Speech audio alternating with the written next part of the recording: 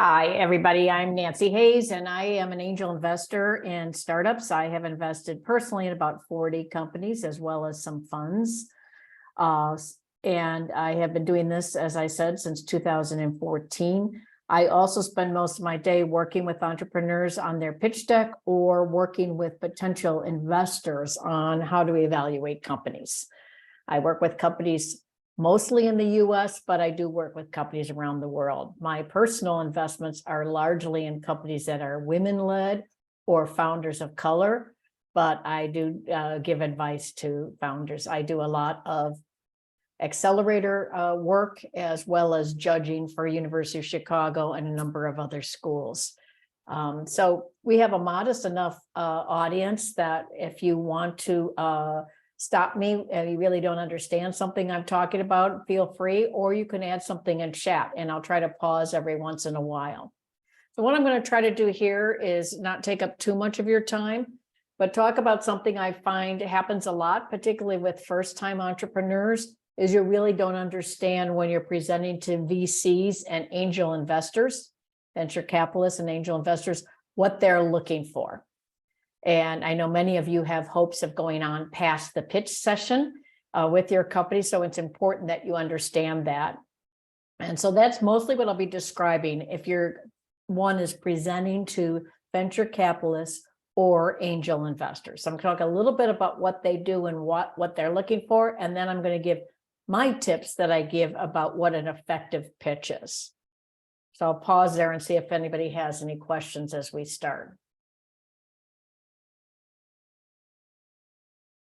I don't really recommend the bot, Craig, but particularly if you don't want to be here, I would suggest that Nara make the recording available. So we'll go from there. Anyway, let me get started and we'll talk about why is this important. You should be lining yourself up with investors that are looking for the kind of company you're building. So oftentimes entrepreneurs don't understand that they are building a company that doesn't fit the kind of investors they're pursuing. And that's really what we're going to talk about. So, if you're building a company, you will be constantly presenting your company all the time to a wide variety of audiences. And it's a different conversation depending on the audience.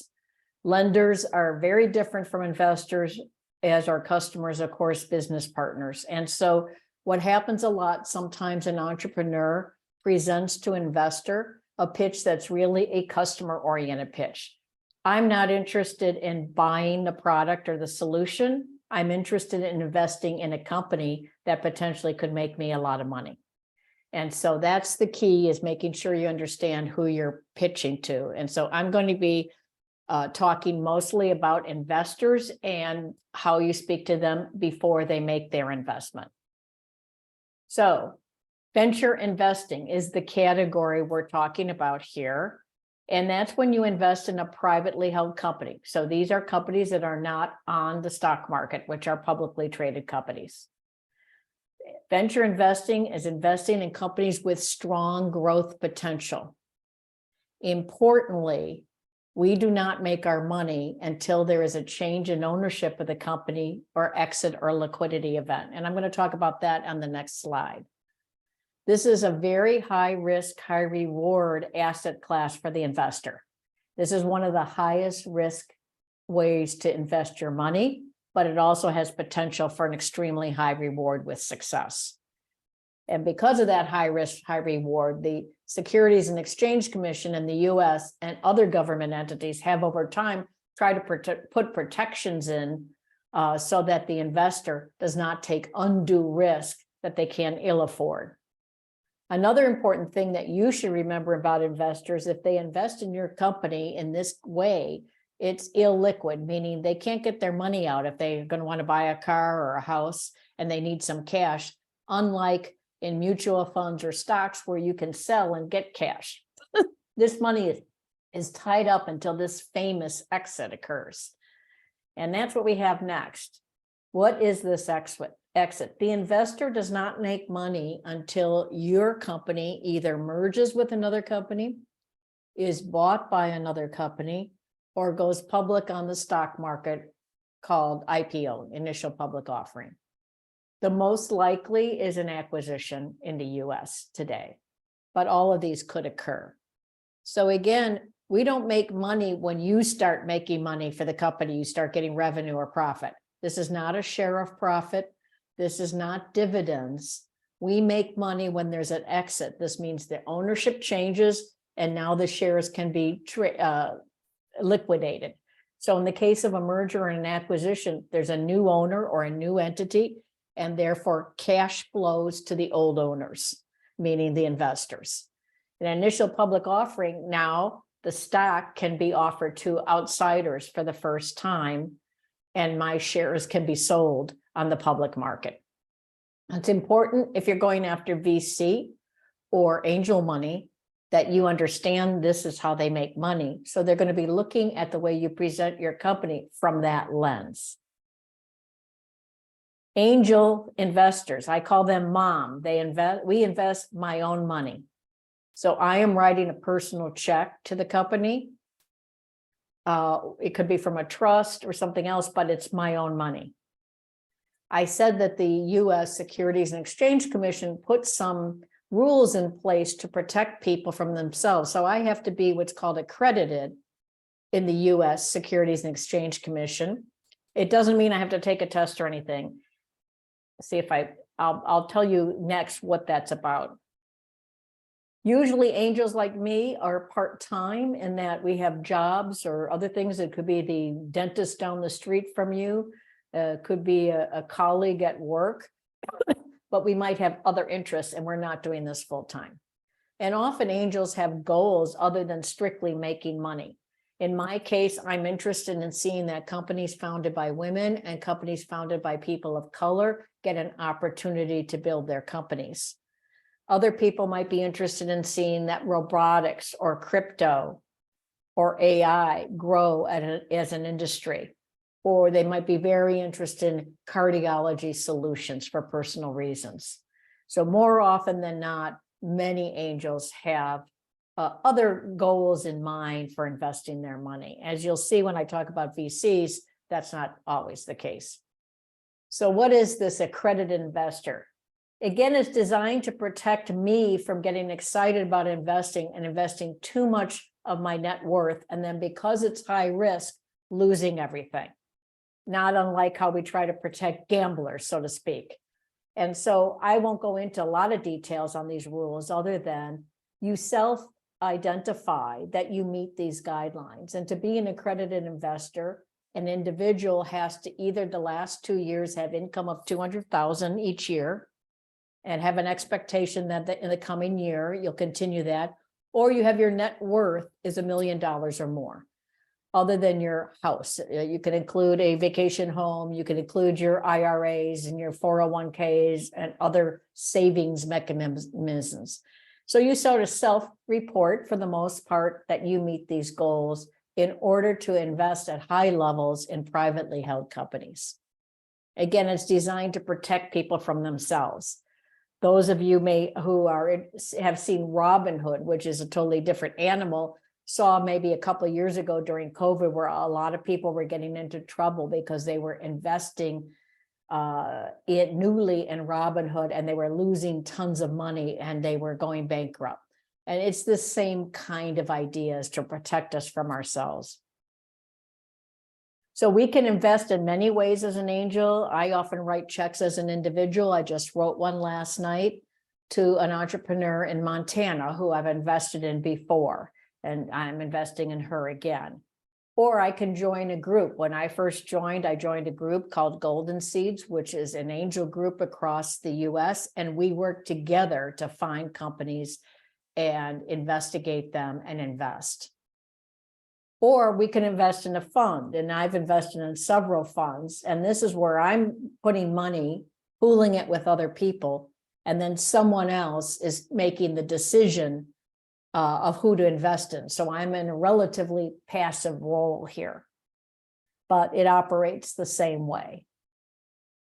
And so that's how an angel looks at it.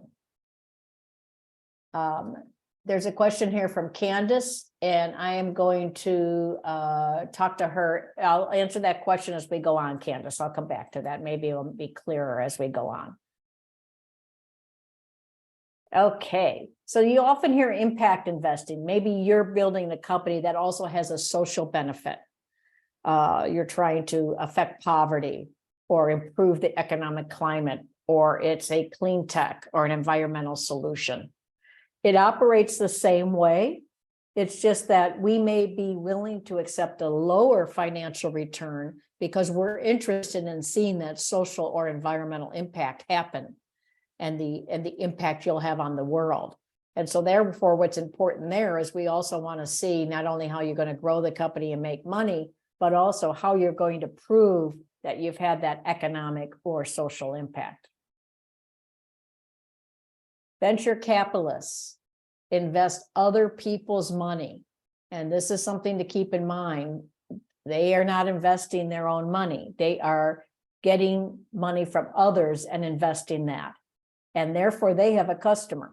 It's the people that gave them money. In addition to them looking at you, they have a customer. And so they're looking at it from that lens.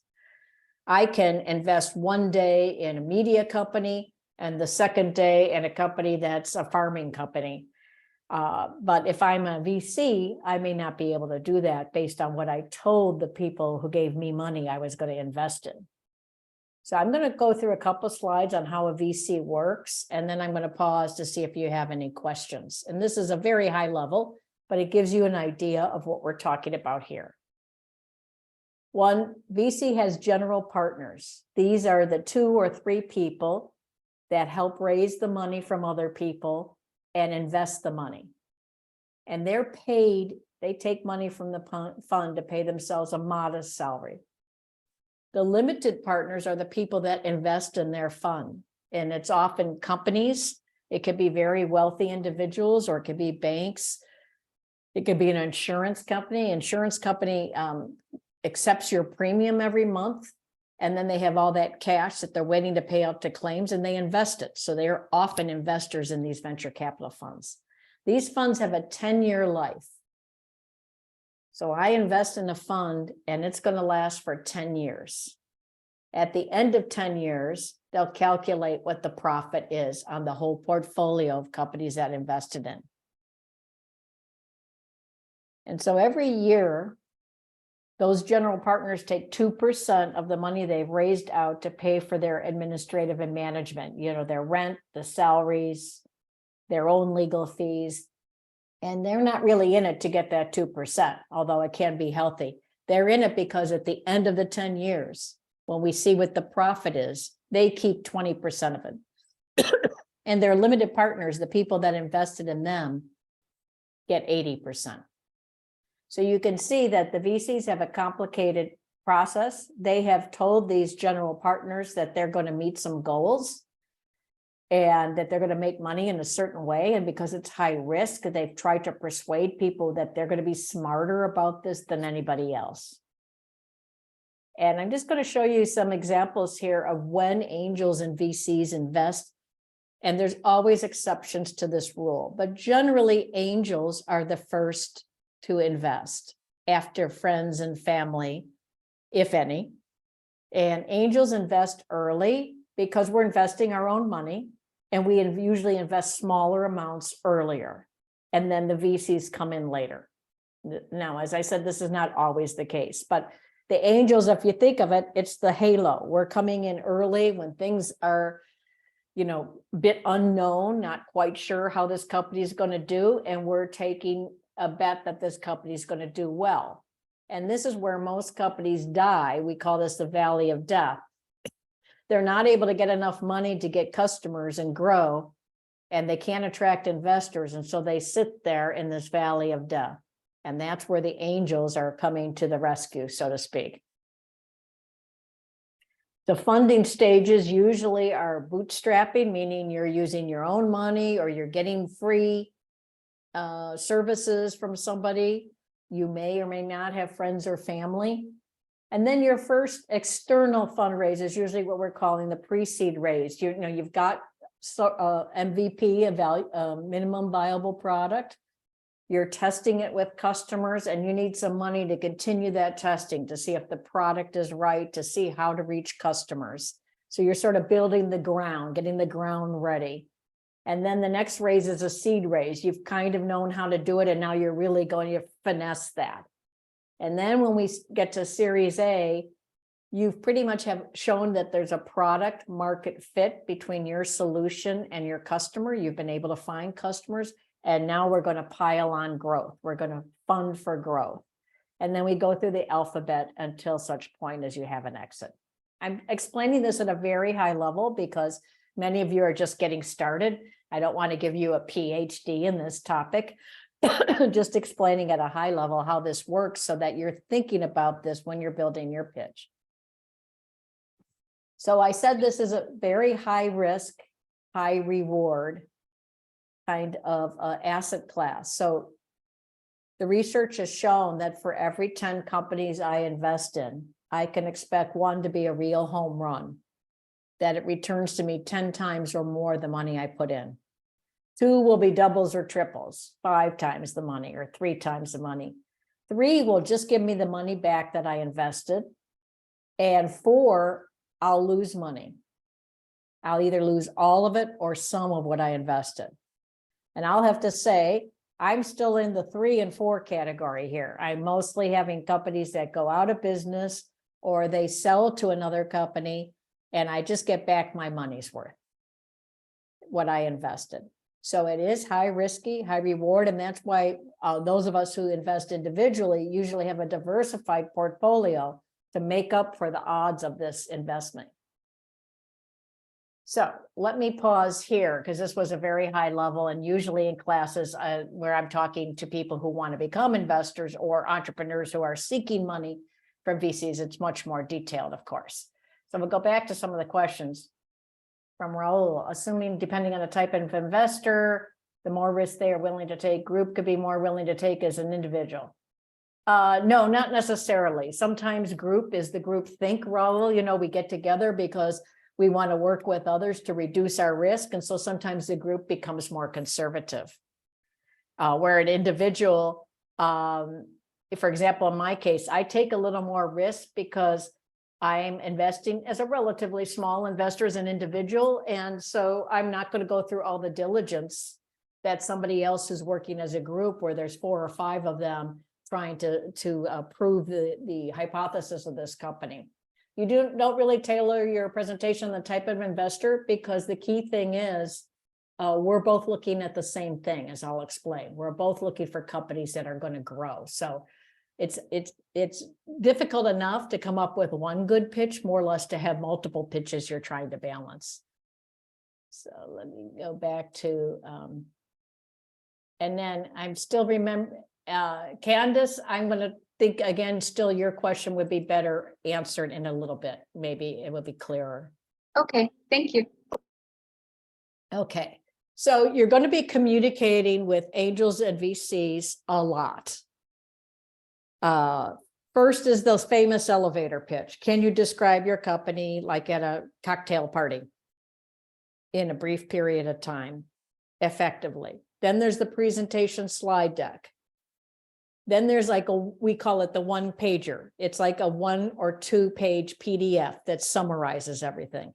Then you're going to be writing introductory emails or LinkedIn requests, and then you're going to be following up. So I often go into a lot of detail on this with entrepreneurs, but in this case, we're really talking about this presentation slide deck. So now I'm going to go into what I normally recommend on this presentation slide deck.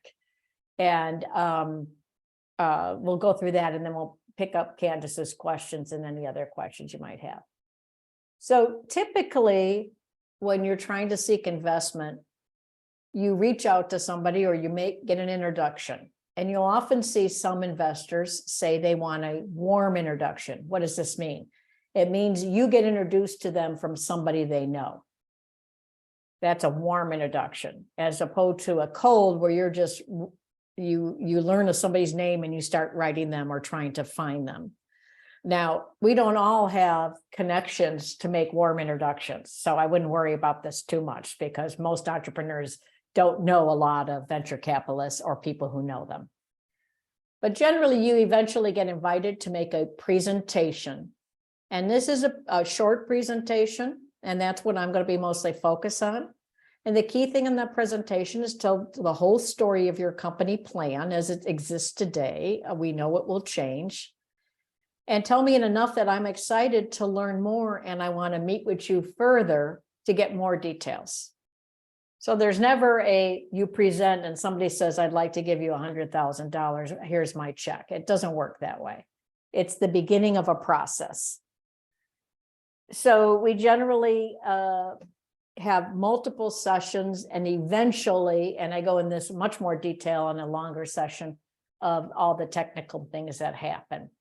But keep in mind, it's not one and done. It's a process. So those of you who've been in sales or are learning about sales know that, it's a relationship kind of a thing here. You're building a relationship. You're establishing your credibility as an expert in this space.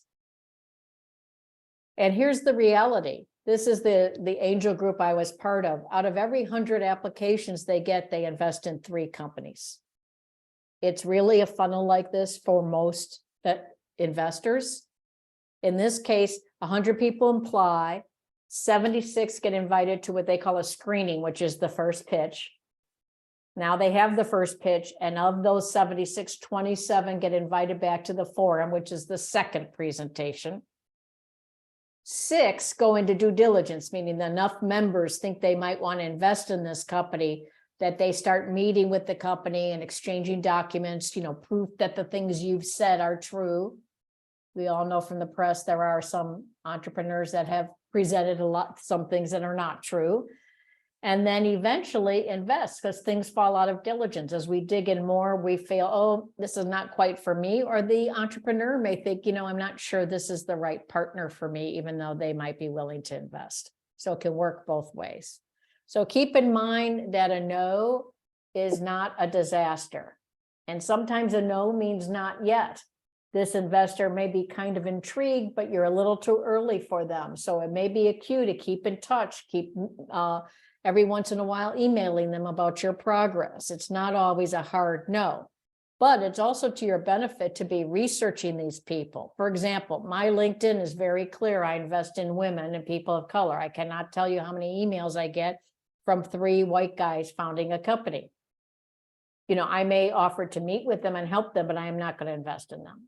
And they don't acknowledge that in their email to me, that they've done any kind of research on me at all. Here's a VC firm called Emergence. Of every 1,200 companies that they review each year, 10 get investment.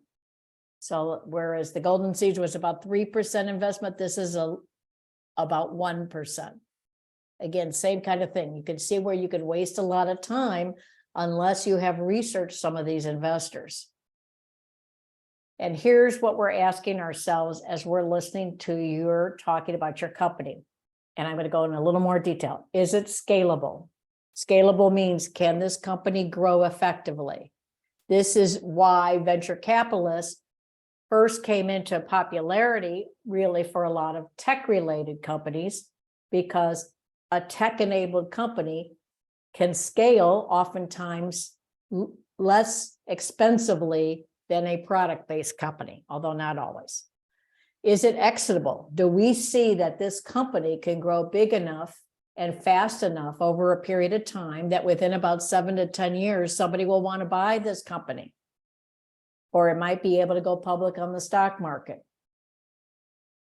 Does the company have product market fit, or are they on their way to demonstrating that? And again, product market fit is showing that your idea and your product or your solution is attractive to your potential customers, and you can find those potential customers. What we see a lot is somebody has a problem and they solve it, and all their friends say, that is so cool, you should start a company. So they do. And they never get that product market fit because they haven't taken the time to confirm that there are a lot of someones out there like them, and to confirm that their solution really fits those people. And oh, by the way, they can find those people. And then what's the secret sauce?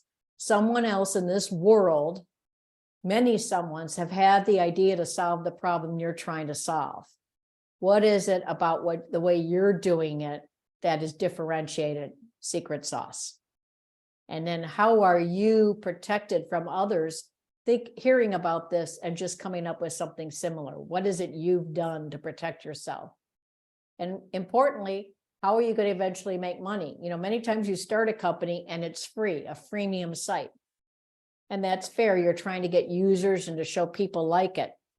But at some point, you've got to get revenue from somebody. Even if you don't have it today, what's your thinking on the plan? And then importantly, what do we feel about you as the founder, CEO, and the team? All the studies of angels and VCs have shown, all things being equal between two companies, they make the bet on how they feel about the team. So here's what I'm just going to look at the chat. Is that 3% changes on the number of applications? No, it's pretty consistent between 1 and 10% of companies we look at.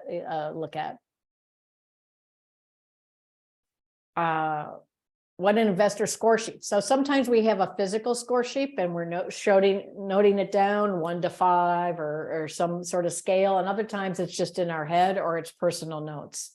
But generally, these are the things that we're looking at. What is the value proposition to the customer here? Who is the customer? What's the segment, the market? What is your plan to get after that customer? Who's the team, as I mentioned? How are you going to make money? Where are you today? And where are you planning to go? And then the quality of your pitch, obviously. Sometimes somebody is not that practiced a presenter yet, but they have a very good story. As long as that story comes across, that's the most important thing. Okay, so now I'm going to go into my suggested pitch deck for entrepreneurs. So I suggest that entrepreneurs create a 12 to 15 slide pitch deck. And this is usually something that you could present in about 10 minutes. So again, with your pitch, you modify this based on the different pitch competitions you might be entering. And then you can add or subtract as appropriate, but you have a base pitch and then you have an appendix with all the other slides that you wanted to show but didn't have time. And this is important because when you're answering questions after you present, oftentimes the investors will ask questions. That gives you an opportunity to say, oh yeah, I have a slide on that. Let me page ahead. And you page ahead to one of your backup slides. And that's how you get that slide in the conversation.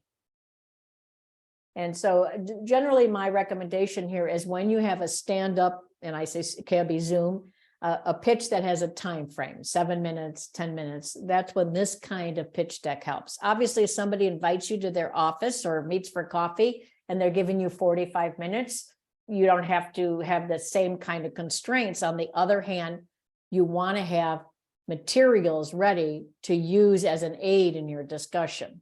So the base pitch deck is super helpful. And I'm just checking for more questions.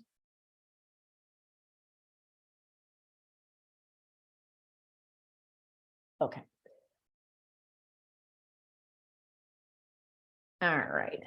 Okay, so the first is the cover slide, the name of the company, and a short statement that really talks about what's the big idea here. Changing the way America eats. And you might have a product that's a gluten-free product, or not so much the customer tagline, which can be very different. So a customer, Burger King, have it your way. That means nothing to an investor. If Burger King had just come out and they say, Burger King, having it your way, that's a customer tagline, an emotional tagline for a customer. What's the big idea of Burger King? I don't know, but it could have been at the time, fast food and it done well, something like that, or fast food inexpensively, or whatever it was. What's the big idea here? I wouldn't spend a lot of time on this because sometimes, you struggle with this, but keep in mind that we're investing now where your company is, which may not be very far, but we're really investing for what we think it will become if successful. So the more you remind me where that eventual success would look like, the better off, because you're then in control over the picture I'm seeing in my head of what's success. So then you present to me, what's a problem that you're going to solve or an opportunity that that's not being addressed. Educate me at a high level and include facts. 62% of Americans don't do this. 23 out of every 30 millennials likes this. 62% of Gen Z does not go to physical stores for clothing. Whatever it is, what is the thing you're going to try to address? Get me leaning forward. Wow, this is interesting. Either if I'm an expert in this field, you're confirming for me that you know what you're talking about. If I'm not an expert, you're getting me an aha moment. I'm thinking, oh, wow, this could be interesting. And I say, get me leaning forward, because subconsciously it's these slides where I really decide whether to pay attention to the pitch as an investor. I don't articulate that, but if I'm not interested, I start thinking about my shopping list or what I'm going to do tonight or which movie I want to see on Netflix. If I am interested, I'm going to keep leaning forward. Then you describe to me your solution or your design solution if it doesn't exist yet.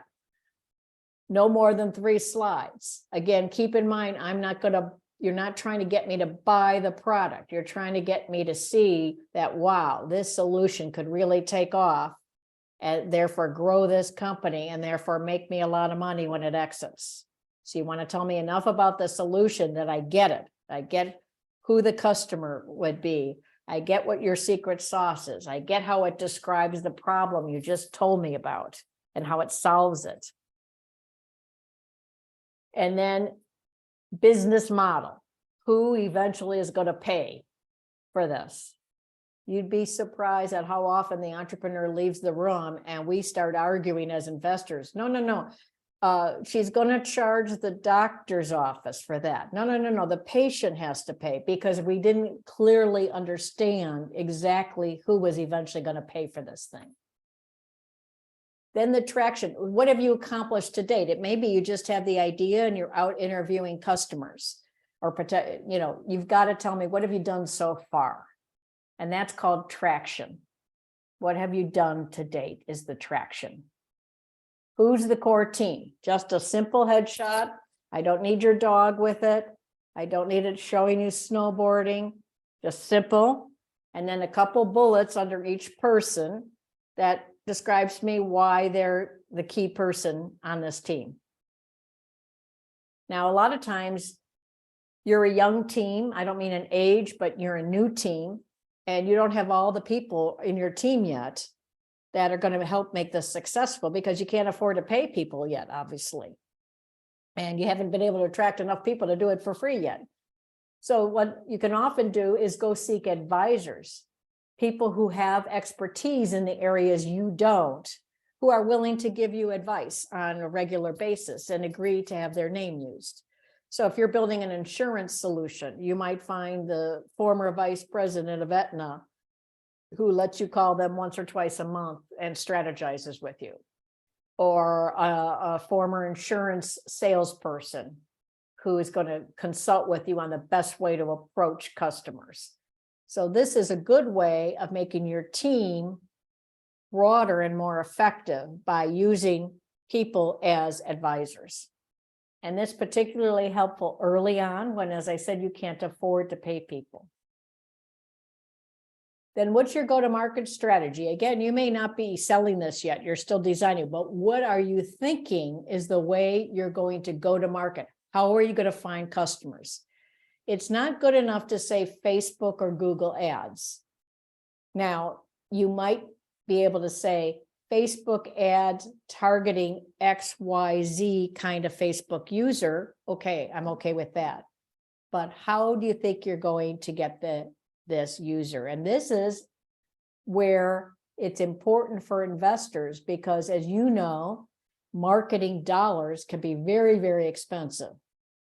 So if we are flailing away, spending too much money on marketing because we haven't quite done the work up front to figure out how to find the customer, I'm not going to enjoy my money being spent that way as an investor. But if I see you've done the work to really research how to find that customer and do some trials, I'm much more willing to invest in marketing dollars. And this is where how you're going to reach a customer can be very, very helpful. For example, sometimes you might have a product that's, say, like a medical product. I'm going to have a device where somebody can check their diabetes at home. Obviously, there's many of those, but let's say, for example, the first one out of the gate, and you're going to sell it over the internet. That's often good at the beginning to sell it over the internet, getting organic growth, social media, driving traffic. But we will want to see at what point can you really reach the millions of customers? And usually that's not the best approach. Then you tell me, oh, we're going to partner with insurance companies and they're going to buy this device and give it for free to the patients that are covered by them. Okay, now I'm liking that because you're going to use the insurance company to reach many, many customers. And that's a much leveraged deal than selling them one at a time. That's just an example, what we mean by scalability. And then you tell me about the size of the market that you're going to address and how ready is this market. For example, electric vehicles, 10 years ago, they did exist. And what the market wasn't quite ready. Why? People didn't have charging in their home. It was very expensive. It was hard to find charging places on the road. And so now it's getting closer to that market being ready. Competition. Everybody has competition. Even if you think this is the coolest thing since sliced bread and no one else around you could see is doing it, keep in mind there's competition. For example, let's say you're going to start a new IMAX theater. And you know, obviously some of the competition is how many other IMAX theaters are there in town, then how many other theaters are in town. But really the competition is customer defined. I'm the customer, I define the competition. So my definition of that could be, instead of going to an IMAX theater tonight, I may choose to go watch Ted Lasso on AOL TV.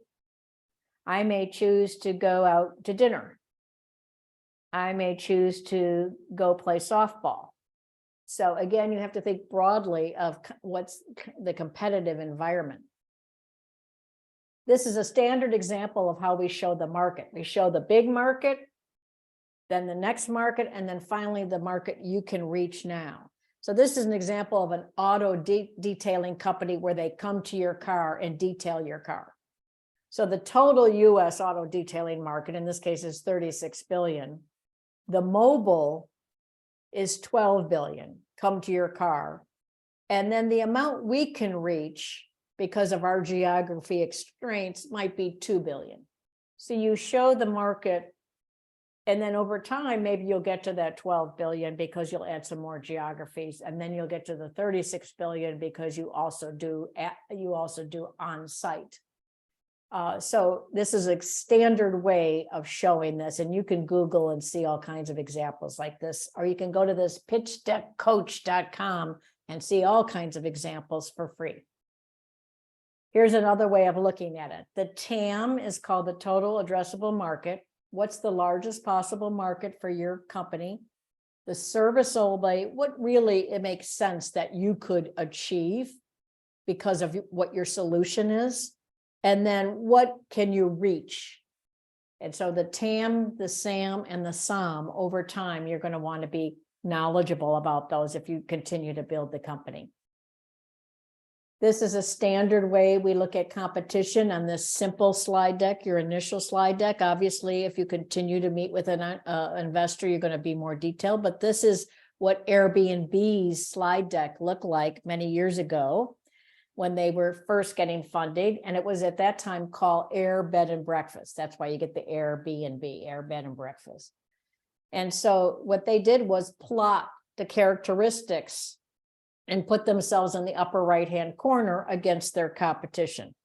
So this is called the Gartner Foursquare, and this is a very standard way of showing competition.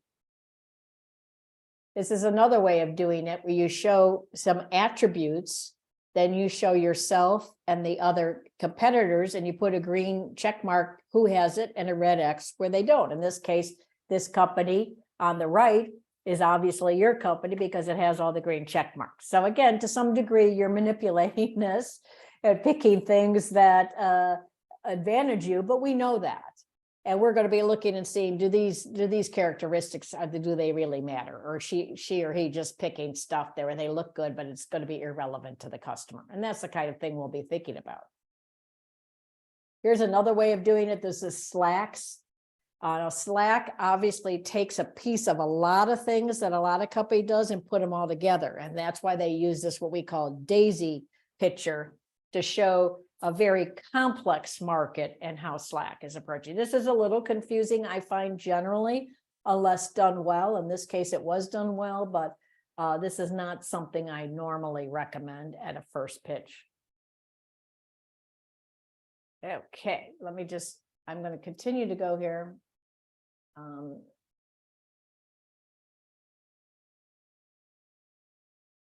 I'll pick up some of these questions at the end because we're almost there. I'm watching the time.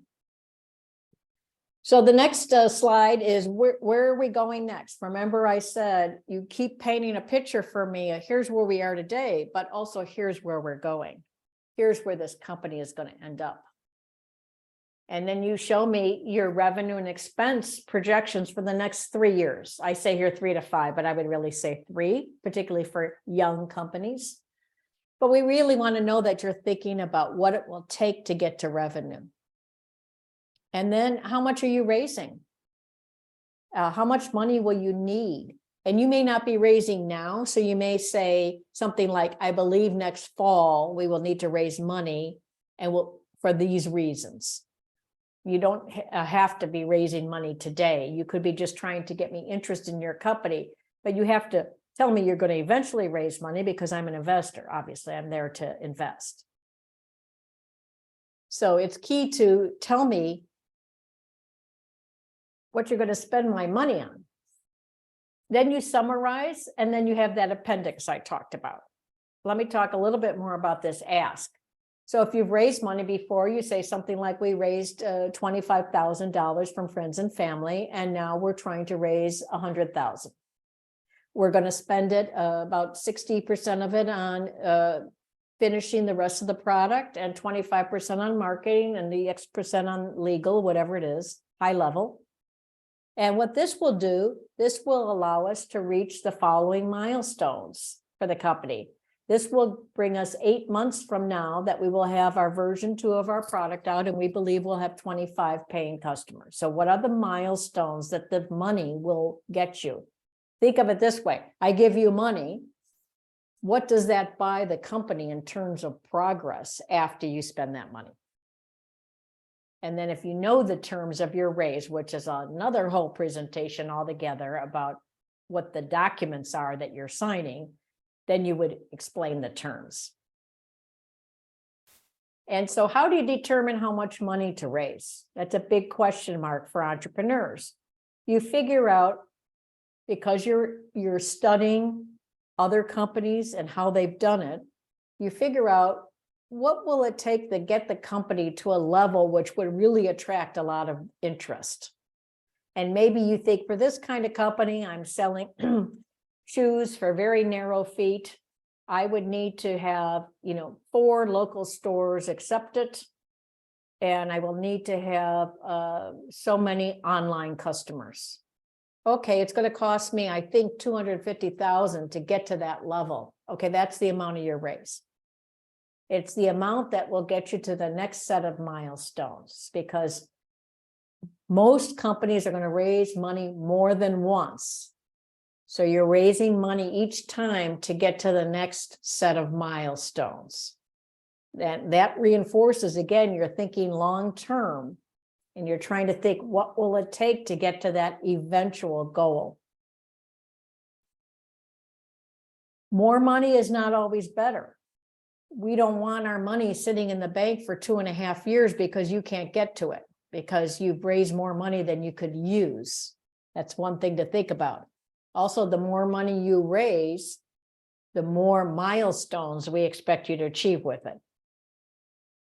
But also you can raise too little money and then you can't grow and you remain in that valley of death. So there's no right answer.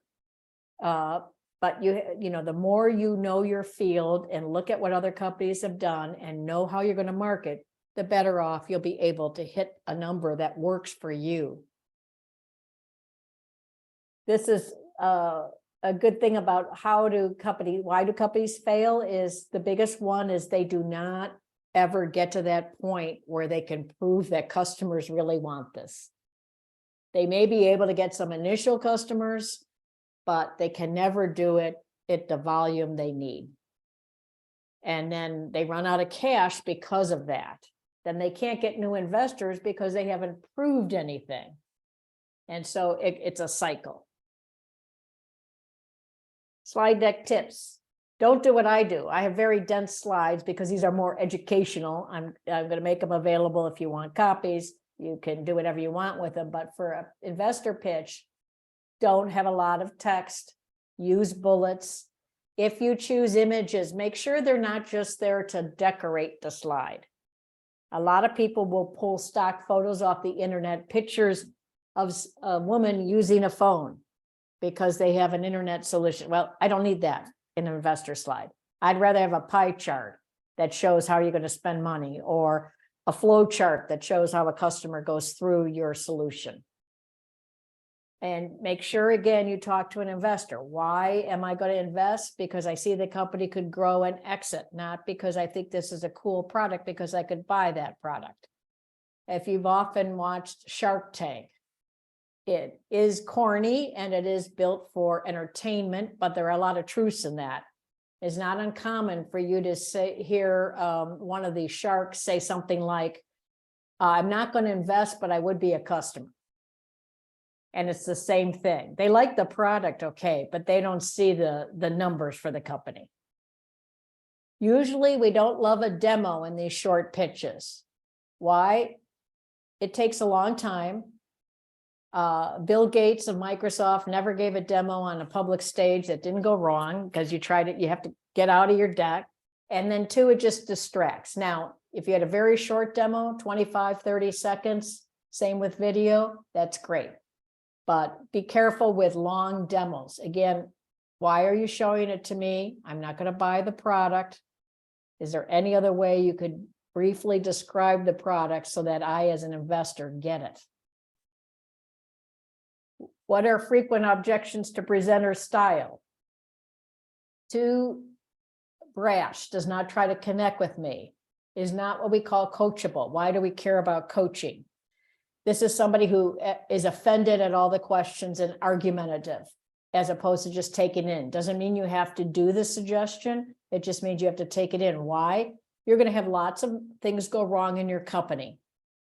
It's a new company. Lots will go wrong. You're going to have to pivot sometimes, which means totally change what you were doing. And you have to be somebody who listens to feedback and is coachable.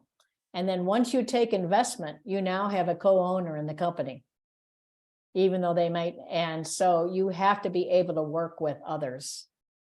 And then we have to see you, even though you might be new to this and you have a great idea, we have to see you as becoming the expert.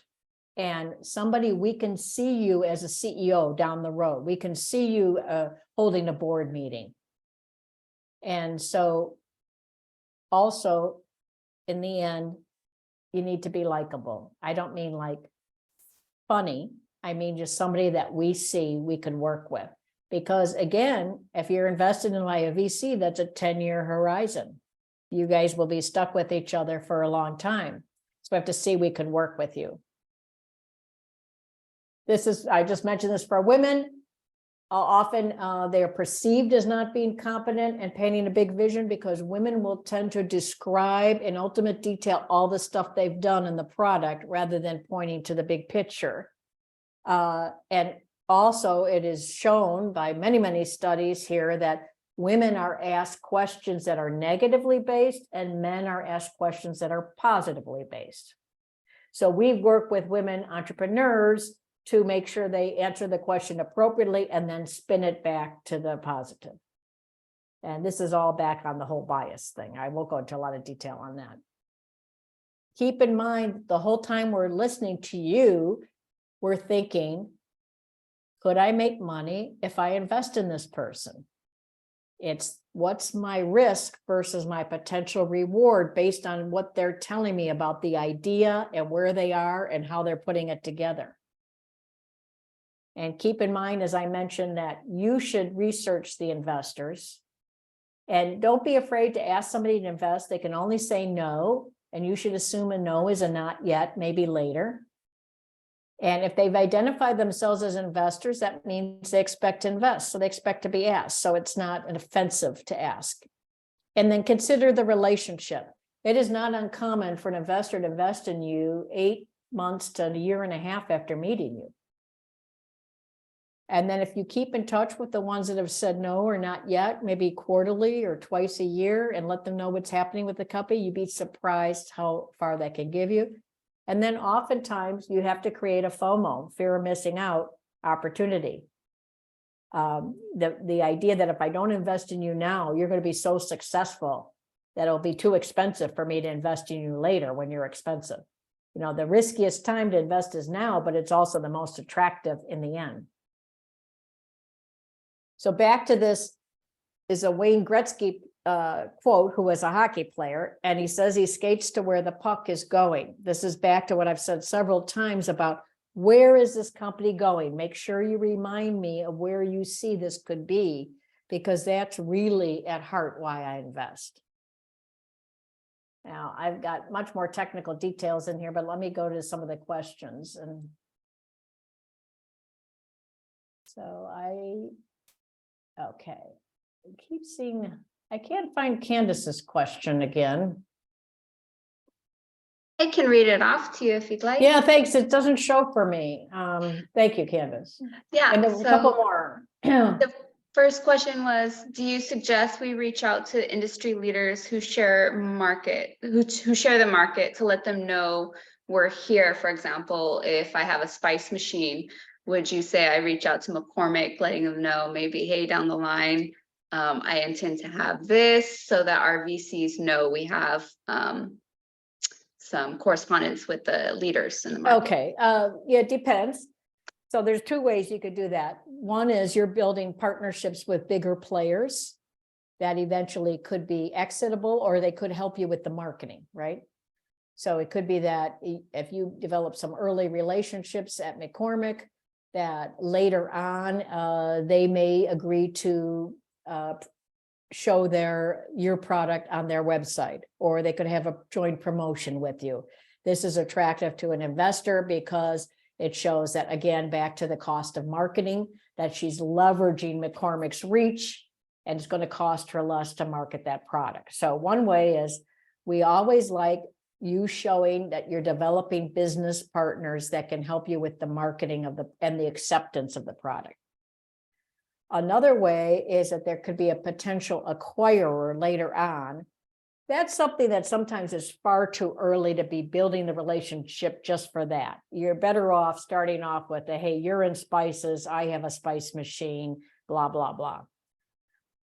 Most of these companies have their own venture fund.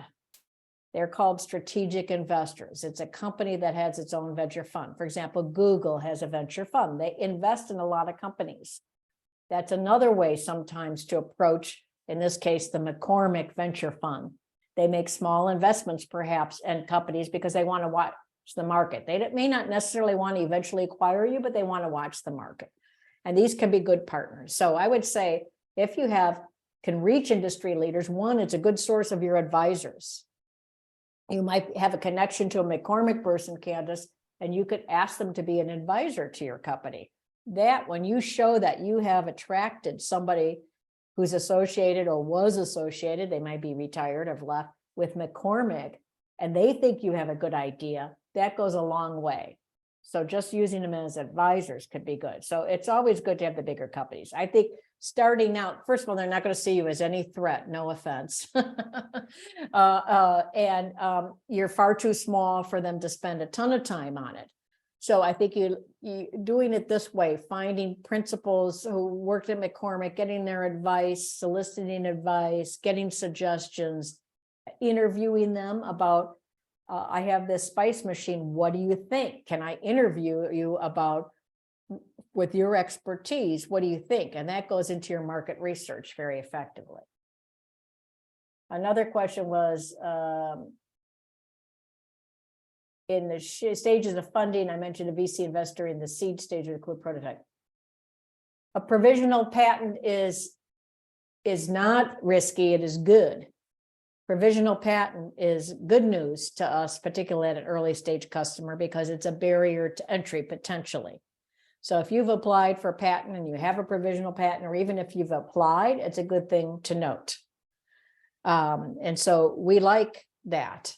Now, on the other hand, some patents aren't that meaningful. So, you know, if you apply for a patent, you should be prepared probably in the due diligence phase or in subsequent meetings to really describe why this is so critical. Also keep in mind, I don't want to get too sophisticated here, but keep in mind that it can cost a lot of money to defend a patent.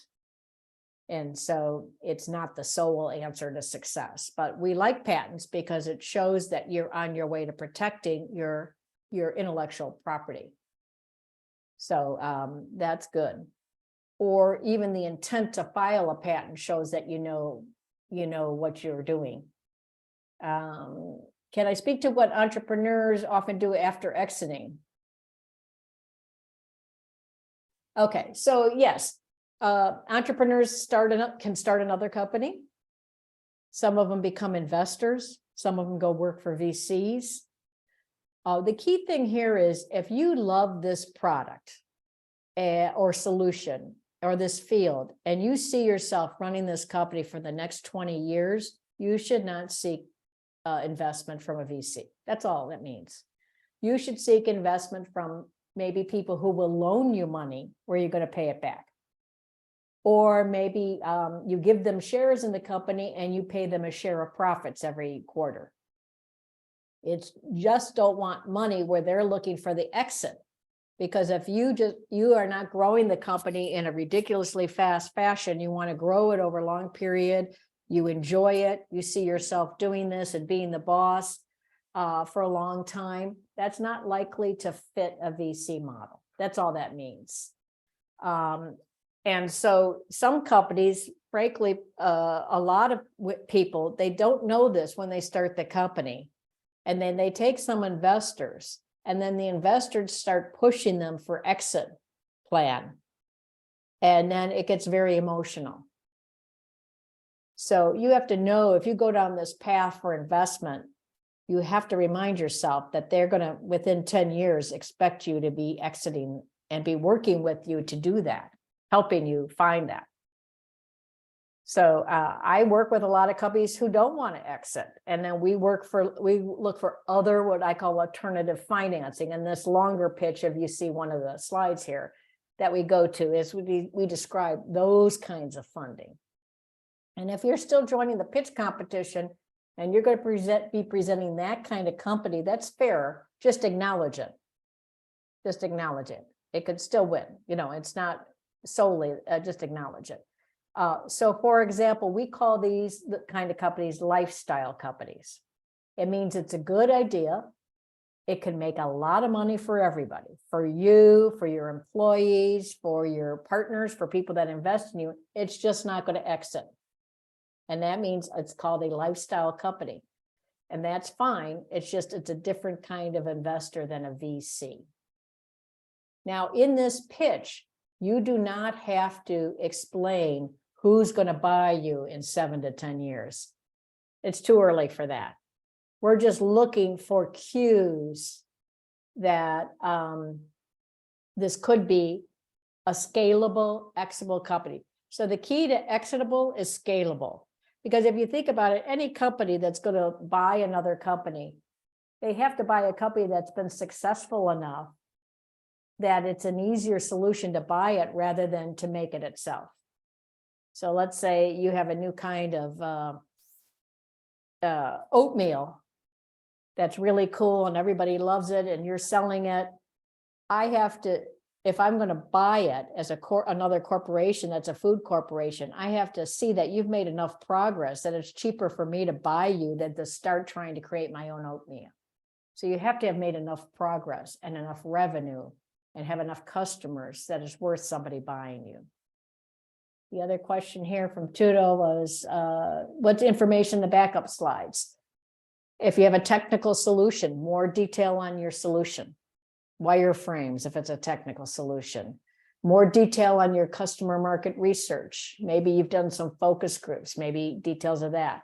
More details on the bios of your team.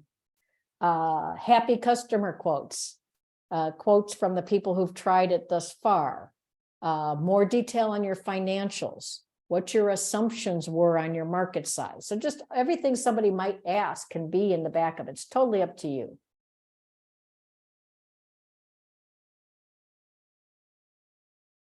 What are some examples of finding customers, if not app ads?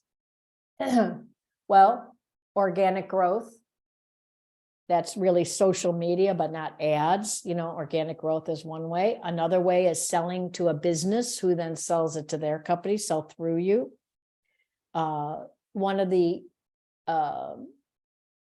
most frequent investments by VCs is in companies that are going to sell to businesses. So what we call a B2B. And that requires often personal selling.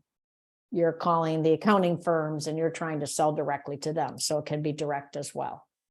It doesn't mean you don't have ads, but be careful that ads, if you're only going to exist on ads as your revenue, because you're going to have a free and you're going to make money through ads, be careful that you have to then show the companies that are going to pay and put their ads on your site that you have enough traffic to justify them buying an ad on your site. So you're going to have a plan that you're going to have enough users.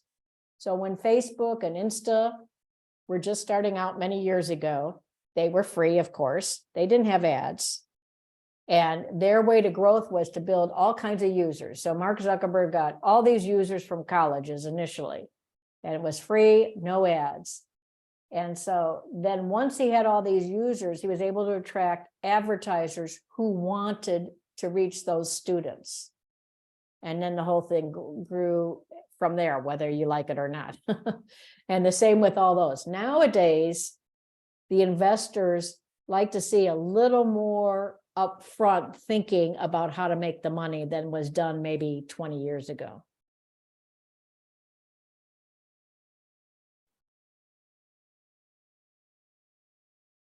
What do impact investors look for in an entrepreneur that's striving to make an impact? So what's the key? How are you going to measure it? So the classic example is I sell a pair of shoes, Tom shoes, and then I give a free pair to someone in need. Okay, that's great.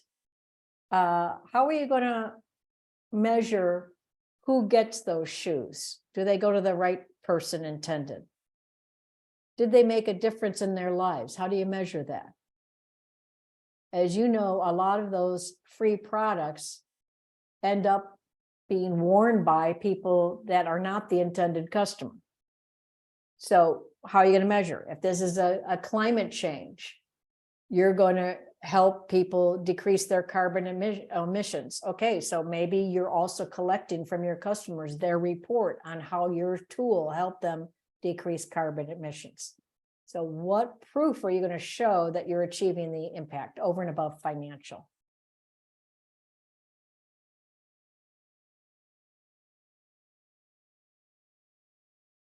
I don't see any questions there, but let's see. Does anybody have any questions or comments or want to talk about their what they're wrestling with? So I think oh, sorry, go ahead. No, my bad. I've Go ahead. already had so many questions. Go ahead. I need to formulate it. Okay, fantastic. So hi, Nancy. My name is Irving. I joined a little bit late, or 10 minutes late, and thank you for doing the presentation. My questions are the following. So, first of all, on this competition for entrepreneurship or this competition, what are the judges exactly looking for? Because you mentioned a lot of great information. However, they're usually specific like keywords or things that they're looking for.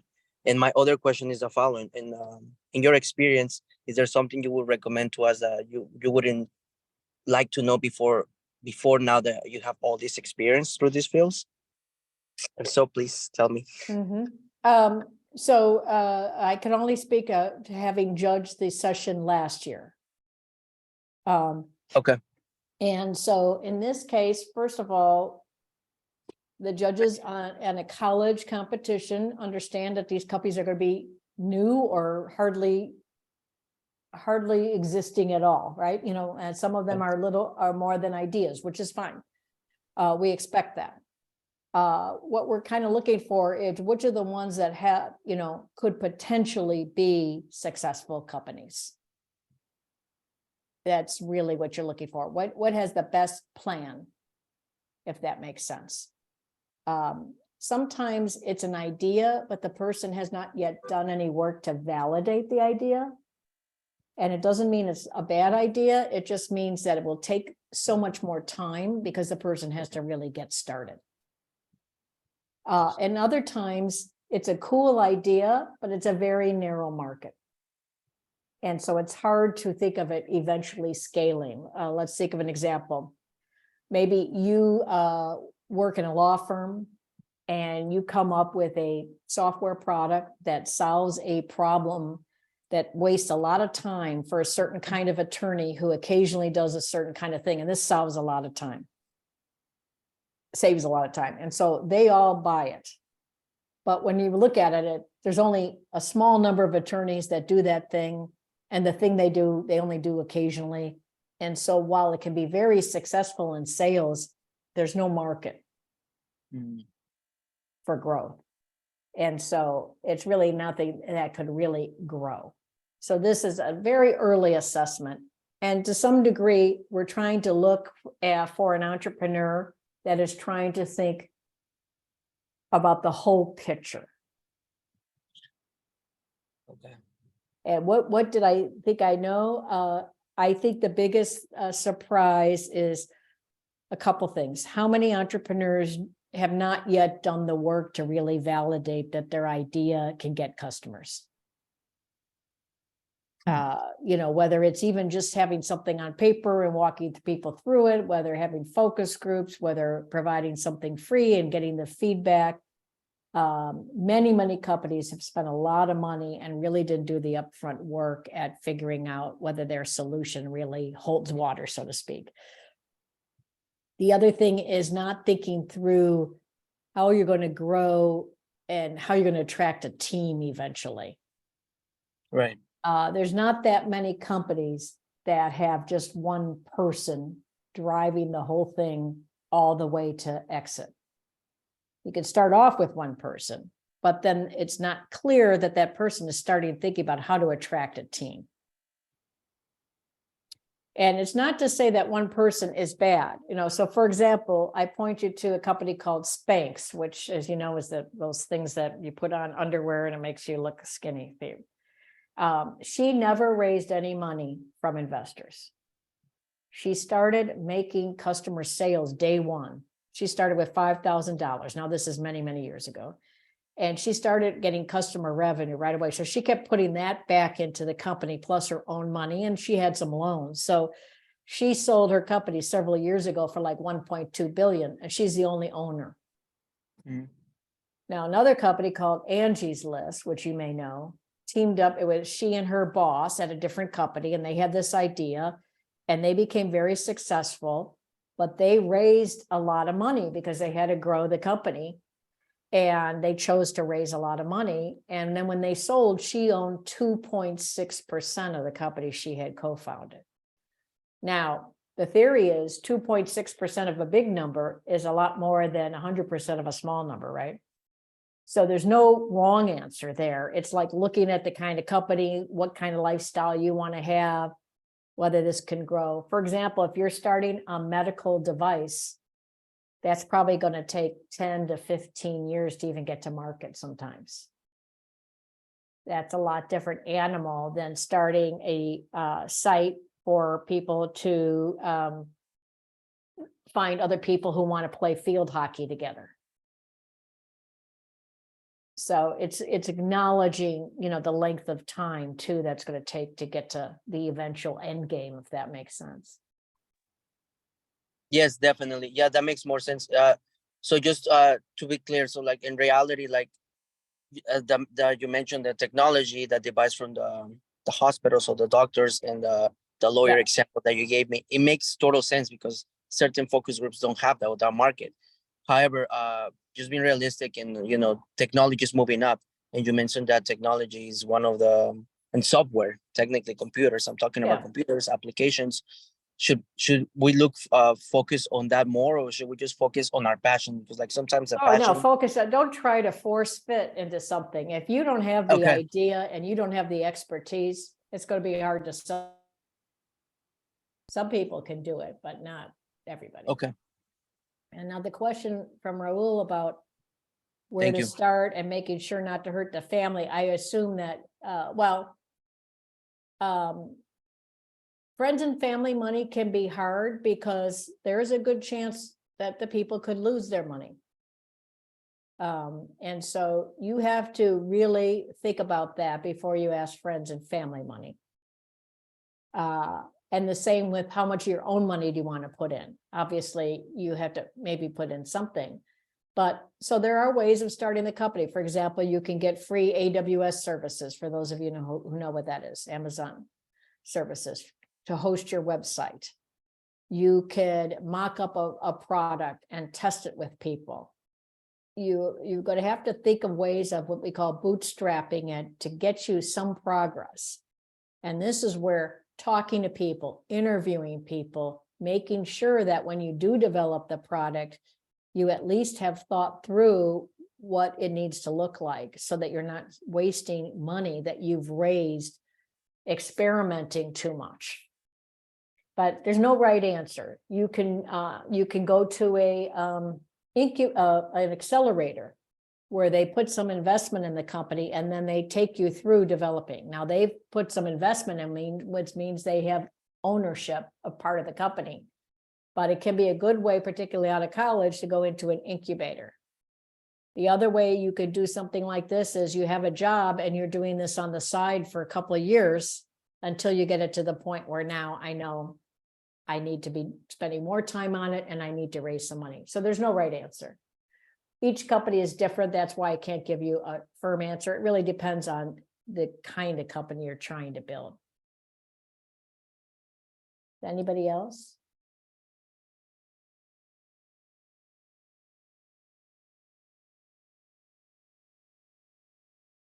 One new message. Oh, sorry. Yeah, so for the pitch competition, I think even if you just have an idea, start thinking about what it would take to get to the next step. You don't have to tell me what's going to happen 10 years from now, but what are the next couple steps for that company, things you have to achieve. Maybe you have to go do 10 focus groups and that kind of thing. So it's also good to get this early feedback. This is what I call risk-free.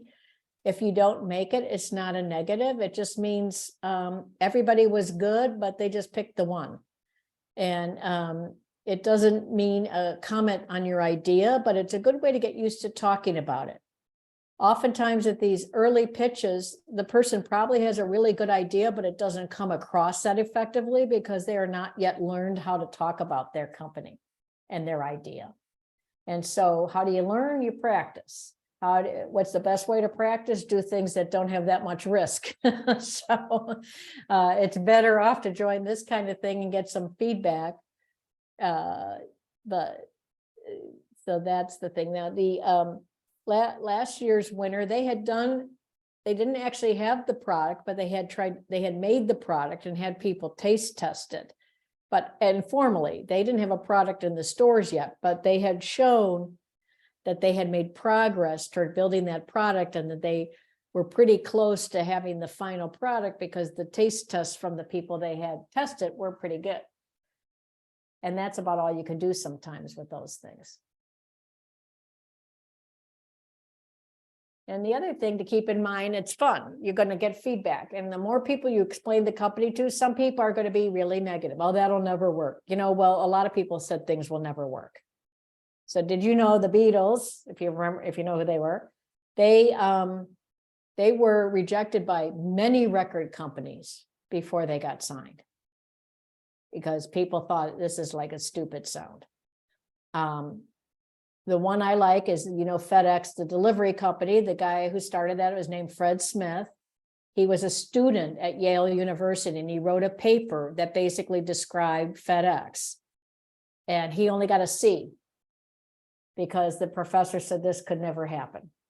So again, to some degree, you're out there, but even if you feel it's a relatively small idea, you're out there seeing something that others don't see.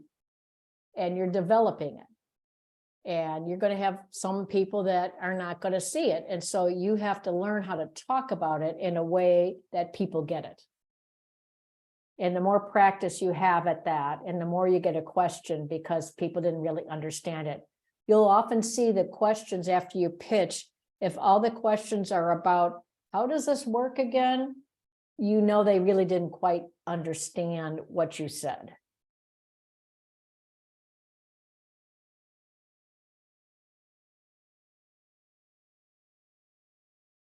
I guess no more questions.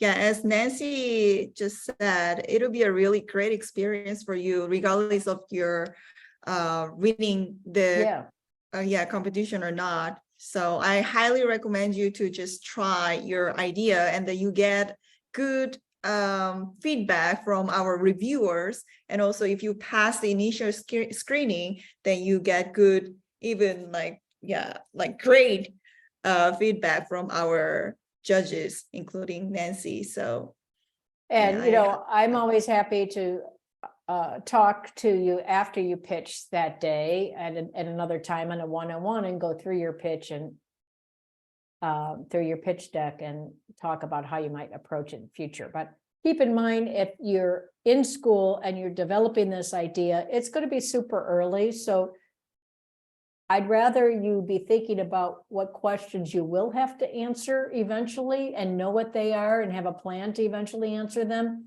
than to have all the answers, if that makes sense. Yeah. Most products in the market, including tech products, looked very different when they first came out. So I don't know if you guys use Slack, but he basically was a successful entrepreneur at a company called Flickr, sold that company. Then he had a gaming company, and he raised a lot of money, and he was building a game infrastructure, and they eventually folded that company. It wasn't working. And Slack was an internal tool they had built for the developers in the US to speak to the developers in Canada. And that tool became so successful that that's what he then started the company Slack from.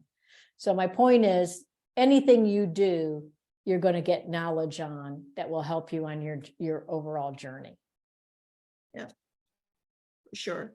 Yeah, it has been really informational and very engaging session. Thank you so much, Nancy, for My pleasure, taking your everybody. I time. hope you at least attend if you don't apply, and let's see what happens. I hope that they improve their and- pitch deck a lot from this session. Well, and actually. I'll keep in mind at these kinds of sessions, you shouldn't get any questions that are like on Shark Tank where the people are really rude and negative. Most people ask questions for explanation than do that. This is the stupidest idea I ever heard, get off the stage. You don't see that at these sessions. It's They're my more like a dolphin tank than Shark Tank. Yep. It's my understanding that we need to apply through the application where we're putting the slide deck in, and then we get selected to kind of come up and do our pitch deck, right?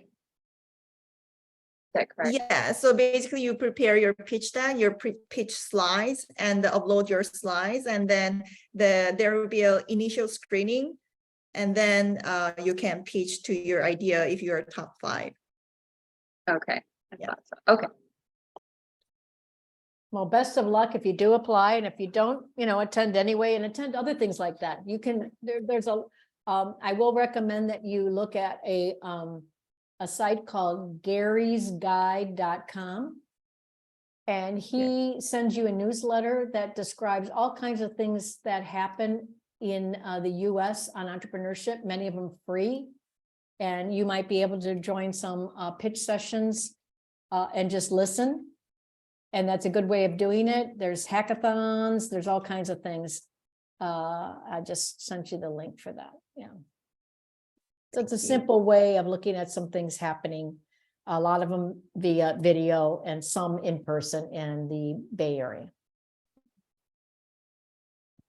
Yeah. Okay, well, thank you very much for hosting this. I hope it was helpful. Thank you for your time. Thank you. It has been really helpful. Okay. Yeah, right. I learned a lot by myself too.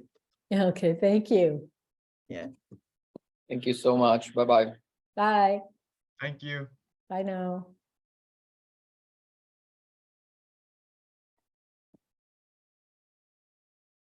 Okay.